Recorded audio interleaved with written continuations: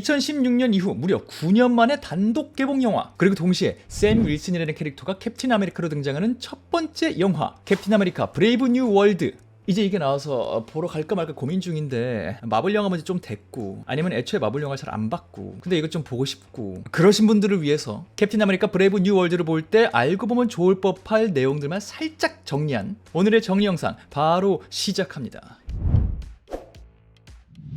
반갑습니다. 이승국입니다. 얘기할 게 좀 있으니까 바로 시작하도록 하죠. 당연히 이 작품을 보려면 캡틴 아메리카를 알아야 되죠. 정확하게는 이번 영화부터 주인공 캡틴 아메리카가 될 샘 윌슨에 대한 이야기를 좀 알아야 됩니다. 그래서 첫 번째 인물, 주요 인물 샘 윌슨 이야기를 좀 들어봅시다. 현재 마블 시네마틱 유니버스, 통칭 MCU의 두 번째 캡틴 아메리카로 활동하고 있는 샘 윌슨. 원래는 팔콘이라고 불렸었어요. 1대 캡틴 아메리카 있을 때 그 옆에서 항상 조력자로 활동했었죠. 마블 영화에 초인적인 힘을 가진 능력자들이 많이 나오고요. 외계인도 나오는데 이 샘 윌슨은 그냥 인간입니다. 우리랑 다를 게 없는 그런 인간이에요. 근데 또 그냥 인간은 아니고요. 특수부대 출신이기 때문에 우리랑 정말 똑같은 인간이라고 생각하면 그거는 오해예요. 우리보다는 굉장히 건강하고 뛰어난 인간이다. 근데 초능력자는 아니다. 아무튼 초인이 아니기 때문에 이 샘 윌슨은 활동할 때 팔콘일 때도 그렇고 캡틴 아메리카일 때도 그렇고 기계, 특수 슈트의 힘을 좀 받고 있습니다. 도움을 받아야 돼요. 공군 특수부대 시절에 익힌 특별한 윙 슈트 사용법을 활용해서 공중전, 첩보작전, 적진 둘러보기, 아니면 경계 임무 같은 조용하고 기동력을 필요로 하는 경우에 요 샘 윌슨이 굉장히 활약을 해요.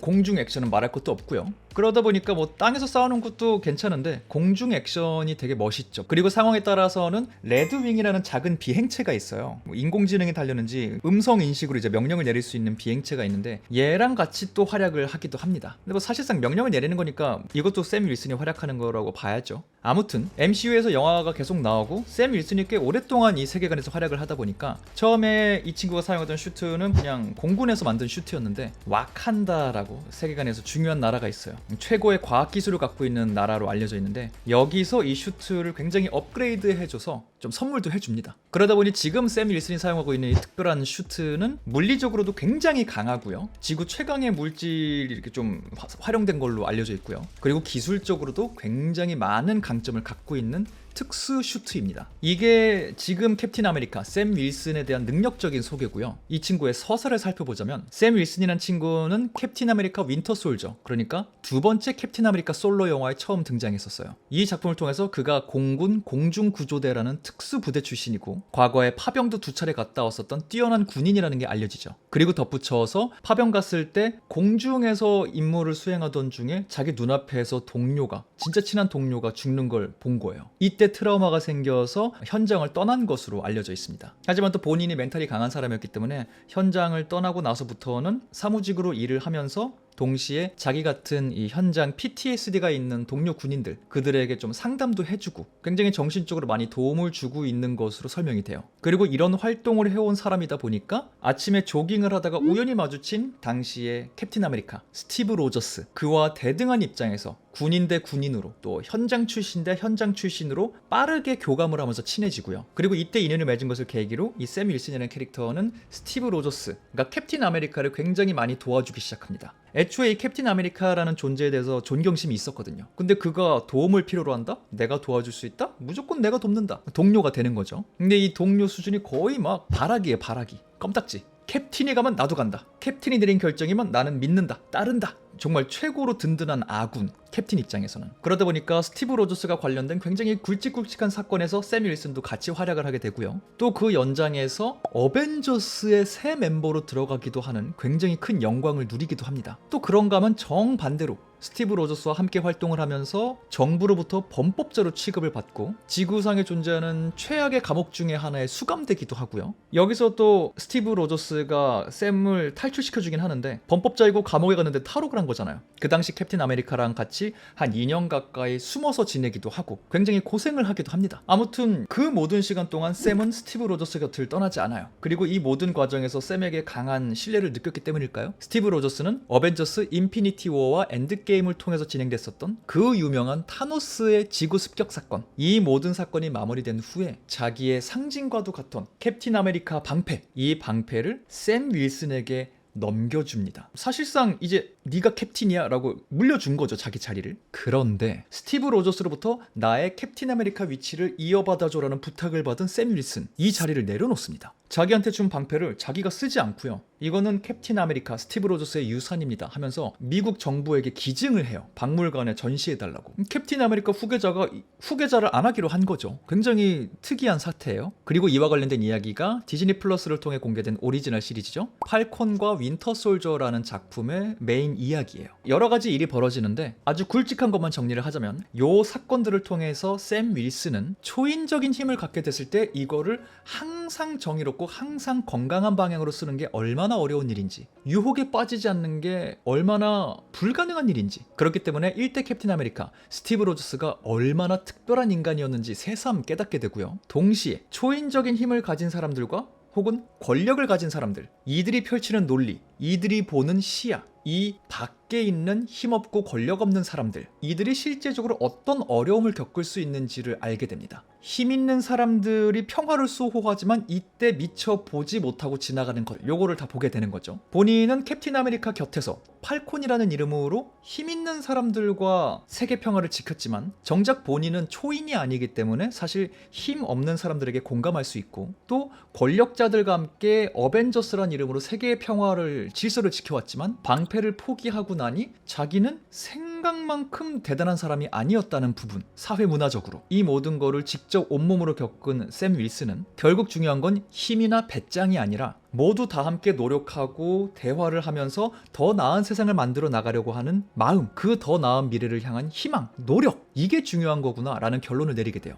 그리고 캡틴 아메리카는 바로 그 마음의 상징이구나 라고 생각하게 되죠. 샘은 자기의 삶을 통해서 이걸 새삼 다시 배웠지만 사실 스티브 로저스 1대 캡틴은 그런 샘의 모습을 애초에 지켜보고 있었기 때문에 방패를 넘겨주긴 한 거였겠죠. 어쨌든 샘은 자기 생각을 정리하게 되고요. 몇몇 사람들은 자신을 불편해할 걸 알면서도 자기가 2대 캡틴 아메리카가 될 것이라고 마음 먹습니다. 그렇게 자기 정체성을 정리를 해요. 그리고 방패도 다시 되찾아오게 되죠. 그리고 그런 마음이 많은 사람들에게 공감대를 불러오면서 그는 정말로 캡틴 아메리카로 인정을 받게 됩니다. 그리고 나서 이번 영화의 이제 주인공으로 등장하는 거거든요. 그러니까 이번 영화에서는 그가 정말 정체성을 확실하게 가져가고 있는 2대 캡틴 아메리카로 활동하는 모습을 보시게 될 거예요. 그게 샘 윌슨의 이야기고요. 그런 샘의 모습을 보실 때 같이 보게 되실 조력자가 있습니다. 샘이 캡틴이 됐으니까 또 다른 조력자가 있어야겠죠? 호아킨 토레스라는 인물이 있어요. 역시 방금 말씀드린 팔콘과 윈터 솔저라는 시리즈에 나오는데요. 작전 중에 샘이랑 한번 합을 맞추고 그 이후로 계속 인연을 좀 이어나가게 됩니다. 이 과정에서 그의 활약상이나 그의 성격, 태도 이런 게 마음에 들었는지 샘이 시리즈 후반부에 자기가 사용하던 윙슈트를 그에게 그냥 가지라고 넘겨주는 장면이 등장해요. 그리고 이 토레스라는 인물도 이번 영화에 등장할 게 예고가 됐으니까 그가 어떤 모습으로 등장할지 역시 지켜보시면 좋을 것 같고요. 토레스가 조력자라고 하면은 이번 영화에 토레스랑 비교도 안 될 정도로 정말 중요한 인물, 로스라는 인물이 등장합니다. 로스 대통령. 이 인물 같은 경우에는 이번 영화에서 봤을 때 샘 윌슨만큼 중요하고, 또 MCU라는 세계관에서 봤을 때 샘 윌슨보다 먼저 세계관에 들어온 캐릭터 선배이면서, 근데 또 배우는 샘 윌슨을 연기한 배우보다 늦게 합류한 후배 배우인, 근데 또 업계는 선배, 되게 복잡한 이런 게 좀 있어요. 요것만 먼저 정리를 해드리자면, 이 로스라는 캐릭터는 정말 저 옛날 2008년에 이미 마블 시네마틱 유니버스에 등장한 캐릭터예요. 근데 이 로스라는 캐릭터를 연기하신 윌리엄 허트라는 배우분이 몇 년 전에 돌아가셨습니다. 그래서 이 로스라는 캐릭터를 연기하는 배우가 교체됐어요. 정말 너무 유명한 해리슨 포드라는 배우가 맡게 되셨죠. 그래서 이게 좀 복잡한 게 있는데 그냥 예전부터 등장하던 캐릭터다 생각하시면 돼요. 근데 그 역사성에 비례할 정도로 여태까지 좀 안 좋은 모습으로 나왔어요. 빌런이랑 정말 종이 한 장 차이라고 해야 되나? 사실상 빌런이라고 봐도 되고요. 설명을 들어보세요. 어벤져스라는 팀을 잘 모르시는 분들도 헐크라는 캐릭터는 아실 거예요. 인간이었다가 화가 나면 초록색 괴물이 되는 캐릭터. 인간이었을 때는 과학자예요. 브루스 배너라고 불리고요. 변신하면 자기가 원하는 건 아니겠지만 어쨌든 감정적으로 화가 나면 변신을 하게 되는 헐크라는 괴물이 되는 존재가 등장하거든요. 이 헐크라는 존재를 탄생시킨 게 로스입니다. 이 로스는 군인으로 쭉 살아왔어요. 이 2008년에는 제네럴, 로스 장군이에요. 군인으로 평생 살았다 보니까 국가 안보, 보안, 국방력 이런 거에 꽂혀있는 사람이겠죠. 그러다 보니 나라를 더 강하게 만들기 위한 아이디어에 항상 꽂혀있고요. 그 생각의 연장선에서 무려 제2차 세계대전 미군이 완성했다고 하는 그 전설의 프로젝트, 약골 스티브 로저스를 슈퍼솔저 캡틴 아메리카로 만들어줬다고 하는 바로 그 슈퍼솔저 혈청, 이게 나중에 금지되거든요, 프로젝트가. 근데 이거를 비밀리에 다시 부활시키기로 합니다, 로스가. 이래서 슈퍼솔저로 가득한 미군을 만들고 싶어서. 근데 당연히 금지된 걸 해야 되니까 여기저기서 인재를 못 데리고 오잖아요. 그래서 과학자였던 자기 친딸 베티라는 이름의 친딸과 이 친딸의 남자친구를 이 연구에 끌어들여요. 그냥 끌어들인 것도 아니고 거짓말로 속여서 끌어들여요. 슈퍼솔저 혈청 관련된 거라고 말을 안 하고 다른 연구인 척 도움을 청하죠. 근데 이 친딸 베티의 남자친구 이름이 브루스 배너였어요. 맞아요, 브루스 배너. 헐크는 로스 딸의 남자친구였어요. 아무것도 모르고 장인어른 될지도 모르는 분 도와주러 왔던 거예요. 그러다가 연구 과정에서 브루스의 몸으로 실험을 한번 진행하게 되고요. 이때 감마선 어떤 노출 이슈가 발생하면서 브루스 배너 안에 헐크라는 어떤 존재가 만들어지게 된 거죠. 연구 사고로. 굉장히 비극적인 상황이 벌어지잖아요. 이때 또 헐크가 막 날뛰면서 자기 딸도 되게 부상 입고 이러거든요. 근데 이 비극적인 상황에서조차 로스는 어떻게든 자기 잘못은 좀 숨기고, 또 자기 때문에 지금 괴물이 되어버린 브루스 배너, 자기 딸의 남자친구, 얘한테 벌어진 일을 계속 활용해서 슈퍼솔저 프로젝트를 이어가고 싶어 해요. 그러다 보니까 지혜롭지 못한 바보 같은 결정을 연달아 계속 내리고요. 바보 같지도 않아 나쁜 결정을 연달아 내려요. 이 과정에서 브루스 배너가 죽을 뻔하는 건 당연하고요. 자기 친딸 베티도 죽을 뻔하고요. 또 여기 이렇게 막 사건에 휘말렸던 세뮤엘 스턴스라는 또 다른 과학자는 자기 상처 안에 또 브루스 배너의 피가 들어가서 신체가 훼손되는 사건이 벌어지기도 하고요. 심지어 어보미네이션이라는 헐크 같은 또 다른 괴물이 탄생하기까지 해요. 그래서 헐크랑 어보미네이션이라는 괴물이 뉴욕 할렘가에서 막 싸움 벌이면서 도시가 쑥대밭이 되고 난리가 납니다. 참고로 변호사 쉬헐크라는 다른 오리지널 시리즈가 있어요, 디즈니 플러스에. 거기에 나오는 어보미네이션, 또 샹치 영화에 잠깐 어보미네이션이라고 이 불법 격투 시설에서 웡이랑 싸우는 괴물이 있거든요. 그게 그 어보미네이션이에요. 나름 또 뼈대 있는 캐릭터. 아무튼 로스는 이 모든 과정에서 아빠에게 정말 학이 떨어져 버린 딸 베티로부터 의절 선언을 당하기도 하고요. 또 브루스 배너는 이 모든 사건을 겪으면서 내가 사랑하는 사람들 곁에 있으면 위험하구나, 거듭 이 생각을 하게 돼요. 사건이 계속 그렇게 벌어지니까. 그래서 그렇게 온맘 다해 사랑했던 여자친구를 떠나서 혼자 고독한 삶을 살 수밖에 없게 됩니다. 이 모든 건 누구 때문이다? 로스 때문이다. 로스 장군 때문. 원흉이에요, 원흉. 그렇게 헐크와 관련된 캐릭터들과 악연을 맺고 한동안 등장 안 해서 그대로 없어진 줄 알았지만, 이 로스 장군이 나중에 MCU에 몇 년 뒤에 갑자기 등장합니다. 이때는 국무장관이 되어 있었어요. 무려 캡틴 아메리카 시빌워라는 굉장히 유명한 영화에 등장해요. 아까 우리가 샘 윌슨 얘기할 때 캡틴을 따라다니면서 영광을 얻기도 했지만 동시에 막 감옥에도 가고 막 2년 동안 숨어 다니고 막 고생도 했다 그랬죠? 그게 요 로스 국무장관 시절에 벌어진 일이에요. MCU를 쭉 보신 분들은 뭐 다 아시겠지만 모르시는 분들을 위해서 말씀드리자면은 요 세계관에 굉장히 유명한 협정이 있어요. 협약 뭐 그런 게 있어요. 소코비아 협정이라고 불리는 건데, 다 떠나서 간단히 정말 심플하게 말하자면 이 협정문의 내용은 이거예요. 야, 니네 슈퍼히어로들, 니네 알아서 세계 평화 유지하려고 냅뒀더니 니네가 평화를 유지한답시고 만드는 피해가 생각보다 커. 부수적인 피해가 너무 커. 도시를 쑥대밭으로 만들고 사람들 막 다치고. 그러니까 니네 슈퍼히어로 앞으로 우리 UN에 너희 다 등록해. 나는 히어로입니다. 정식 등록하고 우리 감독을 받으면서 우리가 활동하라고 할 때 거기 가서 활약해. 니네 맘대로 움직이지 마. 여기에 서명하고 등록해서 감독을 받으라고 하는 게 소코비아 협정의 주요 내용이에요. 어벤져스 2의 전투 무대가 되면서 쑥대밭이 됐었던 지역의 이름을 따서 소코비아라는 이름이 붙은 거고요, 협정에. 어쨌든 이런 협정문이 생겨요. 그리고 이 조약에 사인을 하고 등록된 히어로로서 허가받은 활동만 할 것인지, 아니면 여기 서명을 하지 않고 자유롭게 활동을 할 것인지, 요걸 두고서 마블 세계의 히어로들이 완전 두 파로 갈립니다. 어벤져스 멤버들도 갈려요, 당연히. 초인들끼리 지들끼리 막 싸우는 일이 막 벌어지는 거죠. 뭐가 정의로우냐를 두고서. 이 모든 건 뭐 때문이라고요? 소코비아 협정 때문에. 그리고 이 소코비아 협정문을 가지고 히어로들 앞에 나타나서 그들에게 서명하라고 압박했던 인물이 바로 로스 국무장관이에요. 히어로 니네 위험하다, 이거 안보에 이거 직결되는 위협이다, 니네 우리의 감독 받아라. 굉장히 앞장섰던 인물이죠. 그리고 말씀드린 대로 1대 캡틴 아메리카인 스티브 로저스, 그리고 훗날 2대 캡틴 아메리카가 되는 샘 윌슨, 이들은 이 협정에 서명을 하지 않아요. 그 말은 뭐다? 국제적 범법자가 된다. 법안을 거부했으니까. 보호를 못 받는 거야. 그리고 심지어 히어로가 두 파로 나눠서 싸웠다 그랬잖아요. 샘 윌슨이 있는 파가 거부파였으면 반대편은 찬성파죠. 그 말은 얘네는 법적으로 보호를 해준다는 거야. 세계 정부들이 범법적 상태로 싸우고 심지어 샘 윌슨이 여기서 잡혀요. 그래서 아까 말씀드린 감옥 생활도 하게 되는 겁니다. 그냥 감옥도 아니고 바다에 떠있는 정말 위험한 악질 중의 악질, 정말 세계 안보에 위협이 되는 그런 사람들만 가는 특수 감옥이 있어요. 레프트라고 불리는데 거기에 수감 생활을 하게 됩니다. 그리고 역시 말씀드린 대로 거기서 스티브의 도움을 받아서 탈옥하지만 그 이후에 2년 동안 숨어서 살아야 됐기 때문에 이 로스라는 인물은 과거로 가면 헐크, 그렇게 과거로 안 가면은 샘 윌슨과 또 뭐 캡틴 아메리카와 친한 인물들과 인연이 좋지가 않아요. 악연이죠, 악연. 자기가 꽂힌 방식으로만 나라를 부강하게 만들 수 있다고 생각하는 어떤 고집, 또 그 방식을 이룰 수 있다면 어떤 짓은 하고 싶어하는 성격, 성향, 그리고 그 과정에서 벌어지는 자기 실수, 자기 잘못, 자기 때문에 만들어진 희생자, 이런 과오는 쓱 숨기려는 어떤 음침함. 여태까지 로스가 그래서 그렇게 좋은 캐릭터로 보여지진 않았거든요. 근데 이번 영화에서 그런 로스가 대통령이 됐단 말이에요. 그리고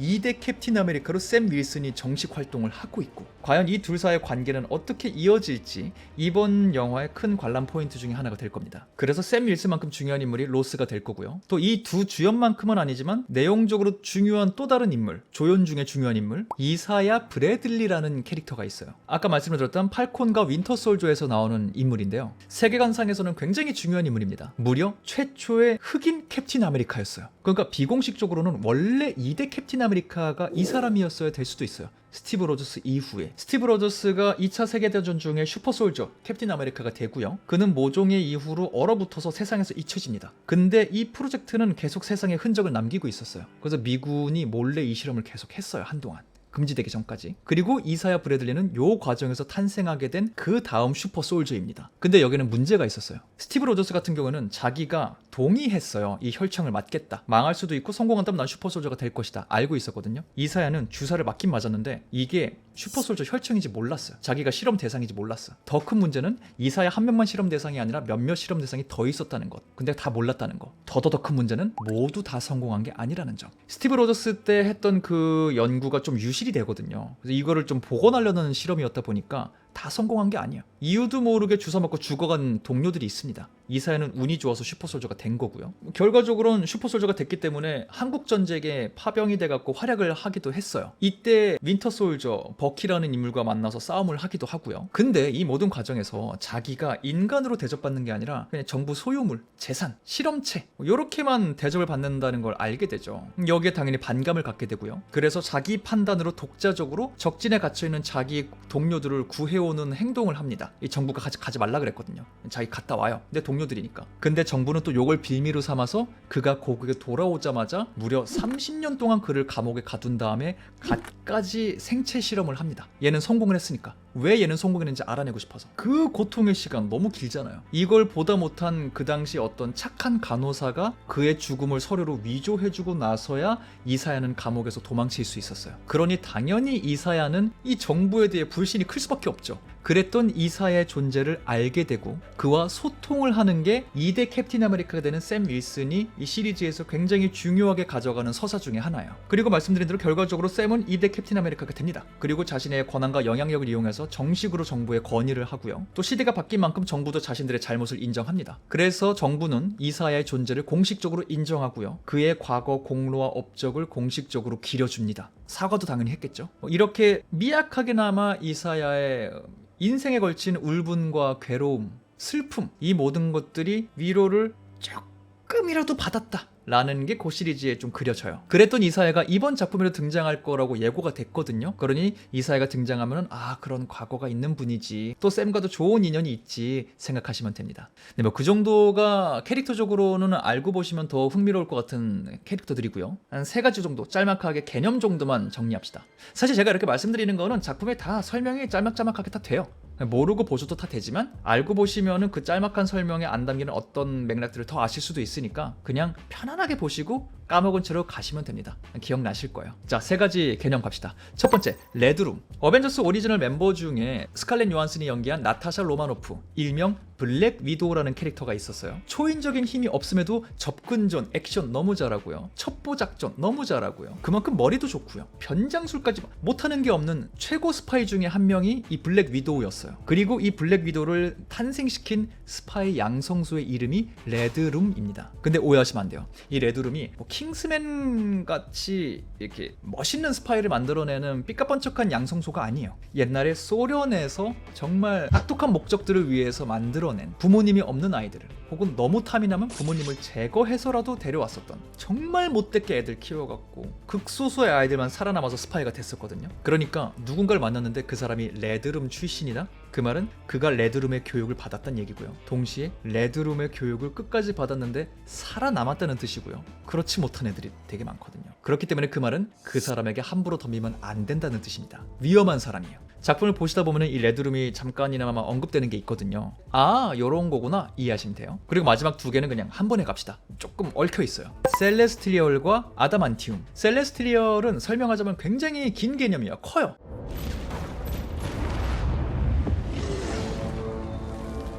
그래서 간단히만 정리하자면 셀레스티리얼은 아주 오래전 고대부터 존재한 외계 종족의 이름이에요. 얘네는 되게 특이한 활동을 하는데 뭐 인간의 영역을 벗어나는 활동을 하는데 얘네 활동과 관련해서 지구가 소멸하면서 그 에너지로 새로운 셀레스티리얼 애기 셀레스트리얼이 태어날 예정이었어요. 원래 그게 지구의 운명이었어. 근데 그게 우리 현 시대에 벌어질 일이었거든요. 그러면 우리 다 죽잖아요. 그래서 이터널스라는 영화에서 그 작품의 주인공들이 요 새로운 셀레스트리얼 탄생을 저지합니다. 지구에서의 탄생을. 지구가 그래서 아직도 살아있죠. 근데 이게 태어나기 전에 저지한 게 아니라 애가 태어나고 있는 중에 저지를 했어. 근데 이 셀레스트리얼은 되게 거대하거든요. 실제로도. 그래서 얘가 인도양에서 머리 요만큼 손가락 이렇게 해서 나타나고 있었어. 근데 저지를 당했어. 그래서 지금 마블 시네마틱 유니버스의 지구의 인도양에 가면은 요 태어나다만 셀레스트리얼이 이렇게 있어요. 거대하게 있어요. 여태까지 다른 작품에서는 이거를 해결을 할 수가 없으니까 어떻게 스토리가 녹여낼 수가 없으니까 이걸 없는 척 인도양을 잘 안 보여주고 지나갔거든요. 근데 이번 작품에는 인도양이 나오고 요 셀레스트리얼이 어떻게 활용될 것이다 예고편에 나왔어요. 그래서 그런 맥락이 있다 참고하시면 되고요. 아다만티움이 얘랑 뭔가 관련이 있을 거라고 이미 공개가 됐어요. 영화 개봉 전에. 그렇다면 아다만티움은 뭐냐? 물질의 이름이에요. MCU 좋아하는 친구가 주변에 있거나 이런 인터넷 드립 뭐 익숙하신 분들은 비브라늄이라는 거를 아실 거예요. 마블을 몰라도 들어본 적이 있을 거예요. 이 세계관 안에서 비브라늄은 지구상에서 가장 강력한 물질입니다. 이것도 뭐 외계에서 왔다 뭐 이런 설정이 있는데 어쨌든 현 시점 지구에서 가장 강력한 물질은 비브라늄이에요. 그리고 이 비브라늄을 제일 잘 다루는 곳이 와칸다라는 왕국이고 이 와칸다는 지구상에서 가장 과학적으로 발전한 나라 중에 하나고 그러니까 얘네가 만들어준 윙슈트가 뭐 캡틴 아메리카 지금 샘 윌슨 거 얼마나 좋은지 아시겠죠? 아무튼 그동안 비브라늄이 무조건 짱짱이었는데 지금 있는 요 마블 시네마틱 유니버스 밖으로 가면 다른 또 강력한 물질이 있어요. 그 물질의 이름이 아다만티움입니다. 이 아다만티움은 작년에 나온 영화죠. 데드풀과 울버린. 거기 나오는 휴잭맨의 울버린. 얘가 또 부서지지 않는 뼈대를 갖고 있거든요. 능력도 회복 능력이 있지만 뼈대도 강해요. 얘 뼈대가 아다만티움입니다. 근데 요 울버린이라는 친구는 지금 우리가 보는 요 히어로들 말고 엑스맨이라는 친구들이 나오는 또 만화 시리즈가 있어요. 결국은 다 같은 만화니까 다 얽히고 얽히는데 영화에서는 얘네가 얽힌 적이 딱히 없었어요. 요 엑스맨들이 등장하는 거는 돌연변이들의 세상이고 여기는 히어로들의 세상인데 지금까지는 영화사가 달랐기 때문에 따로 노선을 걸어왔지만 몇 년 전에 두 영화사가 합쳐지면서 이제 엑스맨으로 너무 유명한 이 돌연변이 세상이 안에 지금 편입이 될 게 예고가 다 됐거든요. 그 일환으로 돌연변이 영화들에 많이 나오던 그 아다만티움이 MCU에 언급이 될 것이다 라는 게 역시 영화 개봉 전에 공개된 영상들에 공식적으로 들어가 있어요. 그래서 아다만티움이 등장하면은 그냥 그러려니 하시면 됩니다. 아, 세계관 확장을 하고 있구나, 떡밥 던지는구나 하시면 됩니다. 네, 그렇게 캡틴 아메리카 브레이브 뉴 월드 보기 전에 알고 가면 좋을 듯한, 사실 몰라도 되긴 하지만 알면 조금 더 풍성하게 영화를 볼 수 있을 법한 주요 인물들과 설정들 나눠보았습니다. 부디 이 영상이 영화 보러 가시는 많은 분들께 도움이 되는 영상이길 바라면서 도움이 되었다면 구독해주시고 댓글 달아주시고 좋아요 눌러주시는 거 잊지 말아주시기 바라면서 저는 다음은 다른 영상으로 돌아오도록 하겠습니다. 지금까지는 천재의 승국의 이승국이었습니다. 감사합니다. 바이바이.